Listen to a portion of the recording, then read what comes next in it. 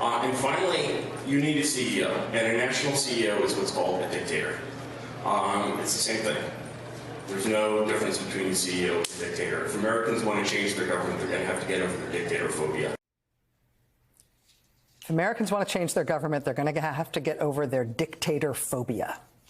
So almost the thing that you need to do, step one in the process, is to totally replace, like rip out like a tumor, the current American leadership class, and then reinstall some sense of American, political religion.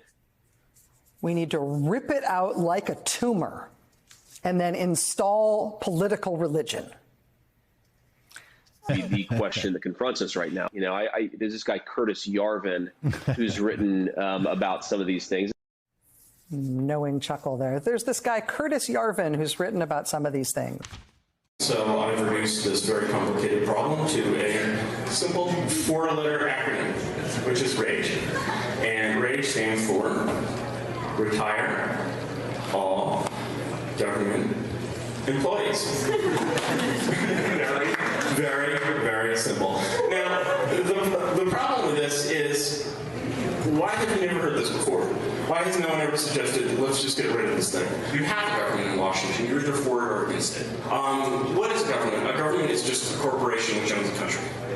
Nothing more, nothing less. It so happens that our sovereign corporation is very poorly managed. And there's a very simple way to replace that, which is what we do to all corporations that have failed. We simply delete them. We haven't been able to do that with our government for 200 years. So it's gotten a little bit stale. We should delete the U.S. government because it's stale. It has been around for too long. We haven't been able to do that, meaning delete our government for 200 years, so it's gotten a bit stale. It's been around too long. So what would that entail, deleting the U.S. government?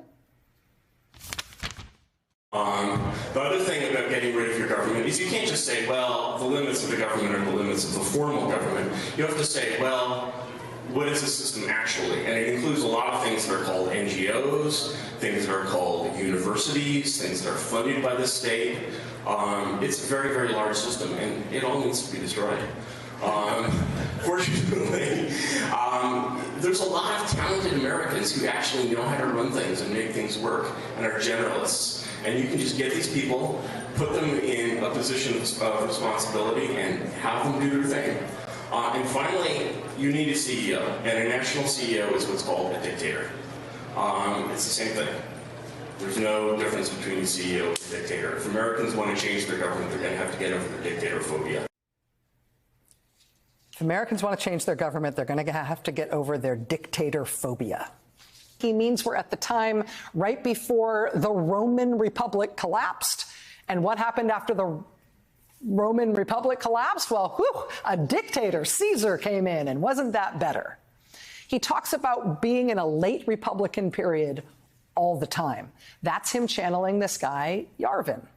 When Vance says universities are the enemy and they should be seized, he's not only channeling Elizabeth Dilling and Alan Zoll and all the weird far-right crusaders against the universities from the 30s and 40s. That would be troubling enough. He's also channeling this guy Yarvin, who says that while we are firing all the government employees, we should do the same to the universities because they're all part of the bigger system that all needs to be destroyed. He says, quote, retire their employees and liquidate their assets. Universities in particular have lovely campuses, many of which are centrally located and should be quite attractive to developers.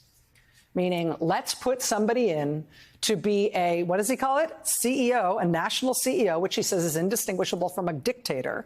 And then the dictator should take over all the universities and sell them off to developers. This is literally a pro-dictatorship, pro-monarchy philosophy that is not just about ending the U.S. system of government, deleting the U.S. government, but then using the power of a dictator to dismantle universities, dismantle businesses, to dismantle all of civil society, to instead install a whole new system controlled by the state that serves just the desires of the dear leader. J.D. Vance says not only do conservatives need to, in his words, wake up, but what they need to wake up to is the fact that most of American life and culture should be, in his words, ripped out like a tumor. Those are, again, his words, not mine. Watch. Our leaders right now are so corrupt and so vile that if you assimilate into their culture, you're assimilating into like garbage liberal elite culture. You're not assimilating into traditional American culture. And so this is a tough pickle for me. I don't even know what the right answer is here, because you can't just teach these things. You can't teach that we live in a great country if the leaders are actively aligned against it. The thing that you need to do, step one in the process, is to totally replace, like rip out like a tumor, the current American leadership class. Republicans, conservatives, we're still terrified of wielding power, of actually doing the job that the people sent us here to do. Finally, you need a CEO, and a national CEO is what's called a dictator. It's the same thing. But we've got to get comfortable with wielding power. There's no difference between a CEO and a dictator. If Americans want to change their government, they're going to have to get over their dictator phobia.